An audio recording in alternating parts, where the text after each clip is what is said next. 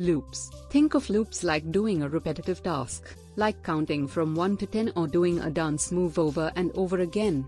While loop. Imagine you want to play with your toy cars. You have a bunch of cars, and you want to play with each of them. A while loop is like saying, keep playing with cars as long as you have cars left. So, you pick up a car, play with it, put it aside, and then pick up the next car. You keep doing this until you run out of cars to play with. Do. While loop. Now, let's say you have a box of chocolates, and you want to eat them. A do. While loop is like this: you take a chocolate, eat it, and then check if there are more chocolates left in the box. If there are, you keep eating until there are no chocolates left. So, you always take at least one chocolate even if there's only one left.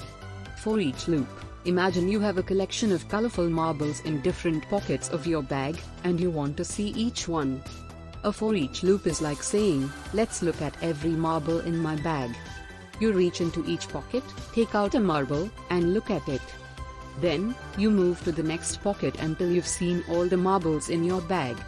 So, loops are like instructions for doing something over and over again until a certain condition is met, whether it's playing with cars, eating chocolates, or looking at marbles. They help you do repetitive tasks without having to do each step separately.